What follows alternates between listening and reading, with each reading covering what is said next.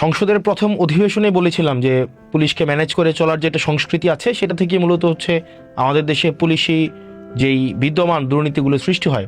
পরে যখন আরও বাস্তব চিত্র দেখলাম তখন আরও জানলাম যে এই ম্যানেজ করার প্রয়োজনটা মূলত হচ্ছে একটা প্রাতিষ্ঠানিক সমস্যার ফল। তো সেই জায়গা থেকে পরে আরও খোঁজ নিয়েছি এবং সবচেয়ে অ্যালার্মিং বিষয় কি জানেন, যখন খুন ও ডাকাতির মতো এই স্পর্শকাতর বিষয়গুলোর মামলা হয় এবং সেই মামলাগুলোর তদন্তের জন্য একটা তদন্ত কর্মকর্তার বরাদ্দ থাকে মাত্র 6,000 টাকা। এবং আরও বিষয় হচ্ছে এই 6,000 টাকা খরচ করার জন্য একাধিক কর্মকর্তাও বদলি হয়। তো দেখা যায় একাধিক কর্মকর্তা বদলি হচ্ছে, কিন্তু ওই 6,000 টাকাই কিন্তু আসলে বরাদ্দটা থেকে যাচ্ছে। তো আরও উদ্বেগের একটা বিষয় আছে, আমরা জানি যে আমাদের দেশ থেকে প্রত্যেক বছর বিপুল পরিমাণ অর্থ বিদেশে পাচার করা হয়েছে এবং এখনও পর্যন্ত বিভিন্ন সময়ে এই ধরনের ঘটনাগুলো ঘটে থাকে। এই অর্থ পাচার সম্পর্কিত যেই মামলাগুলো রয়েছে সেগুলোর তদন্তের জন্য একজন কর্মকর্তাকে মাত্র 3,000 টাকা হচ্ছে আপনার বরাদ্দ দেওয়া হয়। তাহলে এই 3,000 টাকা বা 6,000 টাকার মধ্য দিয়েই তদন্ত সংশ্লিষ্ট কার্যক্রমগুলোই হচ্ছে সম্পন্ন করতে হয় এই সরকারি যারা এএসআই আছে বা এসআই আছে বা তদন্ত কর্মকর্তা আছে তাদেরকে। সমস্যাটা বা বিপত্তিটা বাধে যেখানে, সেটি হচ্ছে যে আপনি যখন দেখবেন একটা কর্মকর্তা যখন তদন্ত সংশ্লিষ্ট একটা জায়গায় সে কোনো একটা জায়গায় 4-5 বার যায়, তখনই দেখা যায় এই অর্থ শেষ হয়ে যায়। তো এই বাকি অর্থটা একটা তদন্ত কর্মকর্তা কোন জায়গা থেকে সে সংগ্রহ করে, এই সংগ্রহ যে জায়গা থেকে করে এটা নামই হচ্ছে ম্যানেজ করা। সে ম্যানেজ করে নেয়। সে কোন জায়গা থেকে ম্যানেজ করে নেয়? সে যে বাদী থেকে ম্যানেজ করতে হয়, অথবা যে বিবাদী থাকে তার থেকে ম্যানেজ করতে হয়, সাক্ষী থেকে ম্যানেজ করতে হয়, তাকে বিভিন্ন প্রক্রিয়ায় সেই বিষয়গুলো ম্যানেজ করতে হয়।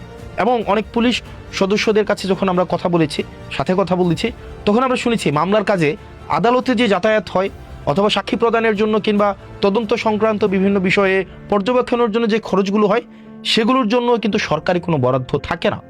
ফলে এসব প্রত্যেকটা ব্যয় এই তদন্ত কর্মকর্তাদের প্রত্যেকের নিজস্ব বেতন থেকে বহন করতে হয়। প্রশ্ন হলো, গুরুত্বপূর্ণ একটা প্রশ্ন, যে একজন সরকারি কর্মচারী কেন তার বেতন থেকে সরকারি কাজের জন্য সে রাষ্ট্রের দায়িত্ব পালন করার জন্য সে অর্থের দায় বহন করবেন? আর বিশেষত কনস্টেবল, এএসআই বা এসআই, তাদের বেতনই বা কত? একটা এএসআই বা এসআই কয় টাকা বেতন পায়? এই সীমিত বেতনের মধ্যে এই কার্যক্রম কতটা সম্ভব?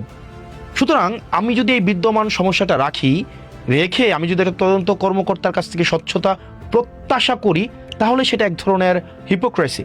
অর্থাৎ আমার এই বিদ্যমান ব্যবস্থাটাই একটা তদন্ত কর্মকর্তা, পুলিশের এএসআই, এসআই, কনস্টেবলকে দুর্নীতির দিকে, যেটাকে আমরা একটা একাডেমিক শব্দে বলি ম্যানেজ করার দিকে ঠেলে দেয়।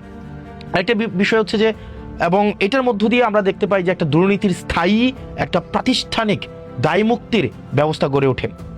এবং আমরা অনেক পুলিশের সাথে যখন কথা বলেছি, সেই পুলিশের আমরা অনেক পুলিশকে দেখেছি তাদের জায়গায় এক ধরনের আকুতি রয়েছে, এই ম্যানেজ করার কালচার থেকে তাদের বের হওয়ার এক ধরনের আগ্রহ রয়েছে। আরেকটা বিষয় দেখবেন আপনারা, একটা পুলিশের কিন্তু নির্দিষ্ট কর্মঘণ্টা নেই।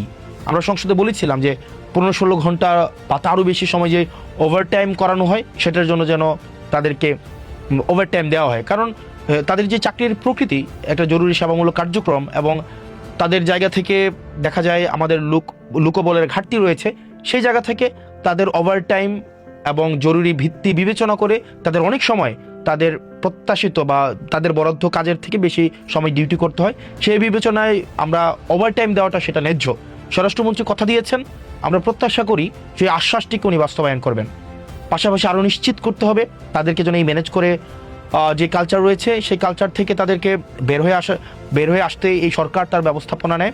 একই সাথে সরকারি অন্যান্য চাকরিজীবীদের মতো পুলিশের সদস্যদের কর্মপরিবেশ এবং সপ্তাহে যে ছুটি রয়েছে এই ছুটির ক্ষেত্রটি বিবেচনা করা যায় কিনা, কারণ তাদের মনস্তাত্ত্বিক সমৃদ্ধি, তাদের মানসিক প্রশান্তি বা মানসিক কার্যপ্রণালী হচ্ছে পর্যবেক্ষণ করার জন্য ছুটির বিষয়টি বিবেচনা করা যায় কিনা রোস্টিং পদ্ধতির মধ্য দিয়ে, সেটিও সরকারকে বিবেচনা করতে হবে। একই সাথে আপনারা দেখবেন একটা পুলিশ কর্মচারীকে যেভাবে যে প্রক্রিয়ায় লেগুনাতে করে এনে খাওয়া দেওয়া হয় রাস্তার মধ্যে, আপনারা দেখবেন সেটি অমানবিক। এইভাবে আসলে আমরা চাই পুলিশের জীবনমান, তাদের যেই থাকার জায়গাটি রয়েছে, একই সাথে তাদের খাদ্যাভ্যাস, তাদের খাদ্য সরবরাহ করার যে প্রক্রিয়াটি সেটি যেন মানসম্মত, স্বাস্থ্যকর এবং সম্মানজনক হয়, সেই বিষয়টি যেন নিশ্চিত করা হয়। এবং যে বিষয়টি গুরুত্বপূর্ণ, যে জনগণের একটা বড় অংশ এখনো পর্যন্ত বিপদে পড়লে পুলিশের কাছে যেতে দ্বিধাবোধ করে, এই অবিশ্বাসটা দূর করা জরুরি। এমন একটি পরিবেশ আমাদেরকে গড়ে তুলতে হবে যেখানে মানুষ প্রথমেই যেন পুলিশের শরণাপন্ন হয় এবং পুলিশ যেন তার আস্থার জায়গায় মানুষ পুলিশকে নিয়ে আসে। এর জন্য প্রয়োজন আমাদের গুরুত্বপূর্ণ পরিবর্তন দরকার। যেমন পুলিশকে আমাদের না বলা শেখাতে হবে এবং রাষ্ট্রীয় ট্রেনিংয়ের মধ্য দিয়ে সেটি নিশ্চিত করতে হবে। আইন বহির্ভূত বা অন্যায়ভাবে কোনো নির্দেশ এলে তা প্রত্যাখ্যান করার মানসিকতা এবং সাহস পুলিশের থাকতে হবে।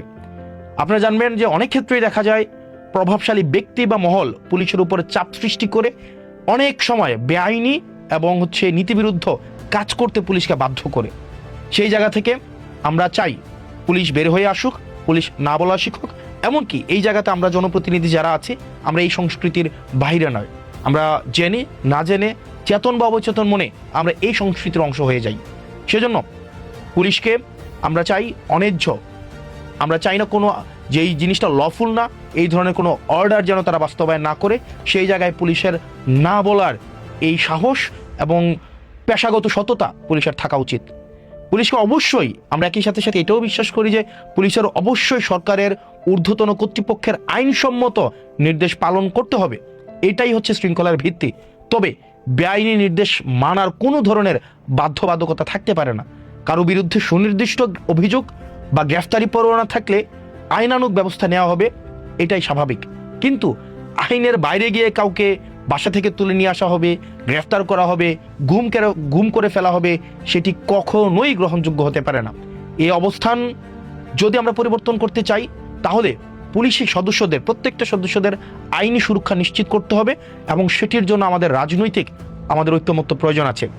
এই অবস্থান অবশ্যই পুলিশ যাতে বেআইনি আদেশ প্রত্যাখ্যান করার ফলে কোনো ধরনের আইনি জটিলতার মধ্যে না পড়তে হয়, কোনো ধরনের হয়রানির শিকার যেন কোনো পুলিশ সদস্যকে না হতে হয়, সেই বিষয়টি ওই সরকারকে নিশ্চিত করতে হবে। একই সাথে সাথে এটিও নিশ্চিত করতে হবে মেধা ও যোগ্যতার ভিত্তিতেই পুলিশের পদায়ন ও পদোন্নতি যেন নিশ্চিত হয়, সেটিও সরকার যেন নিশ্চিত করে। পুলিশের পেশাগত স্বাধীনতা ও আইনি সুরক্ষা নিশ্চিত করা এটা আমাদের সবার অঙ্গীকার। আমরা চাই পুলিশ স্বাধীন এবং সুরক্ষিতভাবে তার পেশাদারি ভূমিকা পালন করুক। আমি একজন জনপ্রতিনিধি হিসেবে আমি যখন মাঠ পর্যায়ে কাজ করতে যাই, আমরা দেখি রাষ্ট্রের পলিসি বাস্তবায়ন করার ক্ষেত্রে পুলিশের ভূমিকা ফিল্ড লেভেলে অনস্বীকার্য। তো সেই জায়গা থেকে এই যে আমরা পুলিশ সংস্কার কমিশনের কথা বলছি, এটি শুধুমাত্র পুলিশের শুধু নিরাপত্তা দেওয়ার জন্য নয়, এটি শুধুমাত্র পুলিশের অধিকার যথাযথ বাস্তবায়ন করার জন্য। পুলিশ যদি জনগণের হতে চায়, আমরা চাই না পুলিশ কোনো দলের হোক, পুলিশ কোনো সরকার দল, বিরোধী দল, পুলিশ কোনো এই ধরনের দলদাস হিসাবে পুলিশ তার কার্যক্রম পরিচালনা করুক, সেটা আমরা কখনোই চাই না। আমরা চাই পুলিশ জনগণের হয়ে উঠুক। সেই জায়গা থেকে আমরা কিছুদিন আগে একজন পুলিশ কর্মকর্তার যে ধরনের বক্তব্য আমরা শুনেছি, সেটি পুলিশের, আমি বিশ্বাস করি বা আমরা যখন পুলিশের সাথে কথা বলি, অধিকাংশ পুলিশের মনস্তত্ত্ব বা পেশাগত যেই দায়িত্ববোধ, সেই পুলিশ কর্মকর্তার অবশ্যই বক্তব্যের সাথে সাযুজ্যপূর্ণ না। তো সেই জায়গা থেকে আমরা চাই পুলিশকে আধুনিক, যুগোপযোগী এবং জনগণের পুলিশে যদি আমরা রূপান্তর করতে চাই, তাহলে পুলিশের যে সেবাগুলো রয়েছে সেগুলোকে নিশ্চিত করতে হবে, কাঠামোগত পরিবর্তন করতে হবে, তাদের আইনি সুরক্ষা নিশ্চিত করতে হবে এবং দিন শেষে তাদেরকে না বলা শেখাতে হবে।